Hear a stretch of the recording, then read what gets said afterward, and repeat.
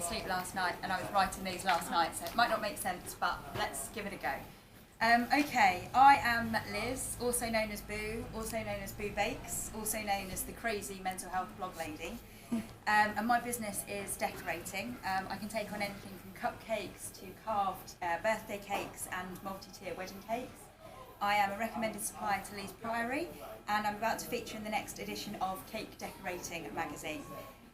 However, today I want to use my spotlight to speak to you about something that I was thinking about over the weekend. Before I start, can I ask everyone, I just want you to say 2 words and just say them as loudly as you feel comfortable doing so. So the first one, can everyone just say the word depression? Depression. Cool. And can everyone say the word suicide? Suicide. Brilliant. Always cheerful. On Saturday, just before the FA Cup final, the pundits were talking, and one said, it's all down to who wants it more and who's in a better place mentally. And I got quite excited because I thought about it was a great example of how we're happy to run with the idea that all things mental can have a positive impact on life, to the extent that even the performance of millionaire world-class footballers can be determined by their mental state. So why are we so slow to accept the negative ways in which mental health can manifest? Mental health is not for crazy people. It's not about asylums, and it's not about people being unstable. In fact, every one of us has a mind and therefore a mentality.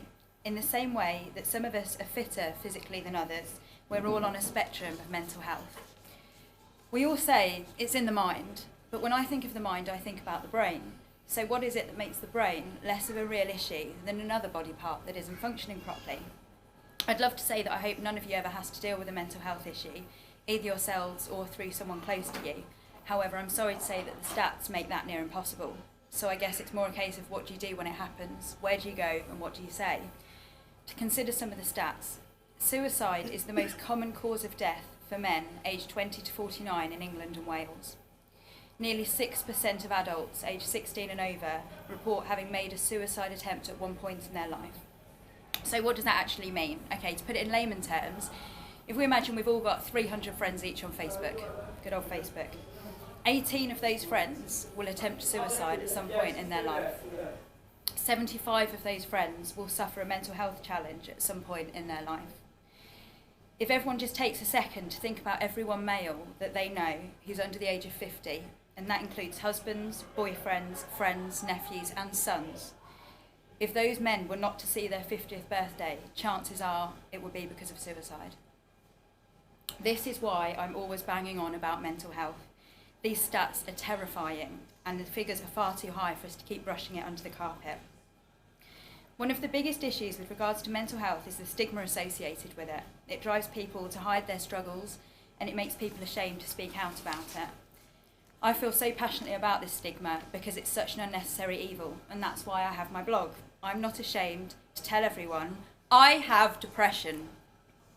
Don't worry though, you don't need to shout about it in the middle of a pub, and you don't need to spend days writing blogs or give up hours of your spare time. There are so many things we can all do to make a difference on a daily basis. If you're open to speaking about or talking about mental health, do so. Show that you're not ashamed to be heard speaking about it. Don't lower your voice when it's brought up. Don't talk about mental health. People still do that to me. Don't view it as something that should be handled rather than really approached and appreciated. Talk about your mind and encourage others to do the same, whether that be feelings of stress, sadness, or just being overwhelmed. Let other people know.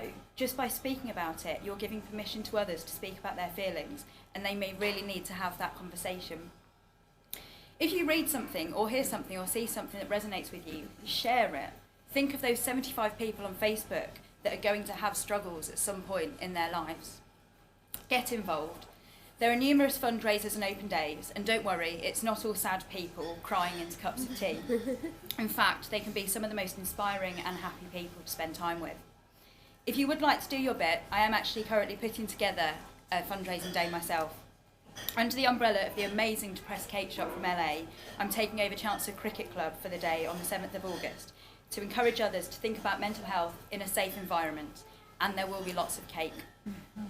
I need people to bake, I need people to man certain stalls, I need raffle prizes, I need all things grey. I need grey balloons, I need grey sweets, I need grey decorations, grey face paints, everything grey we can think of. There's something that's even easier than that.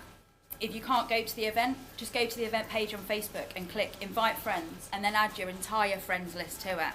Just taking a few minutes to do that is opening the doors and saying it's okay. It's okay to speak about mental health and it's okay to be involved in mental health. It's also letting people know in a very, very casual way that there will be a place to go if they want some support or they want to learn more. If anyone can do any of the above, it would be hugely appreciated. And as a final point, I'd just ask you to consider something.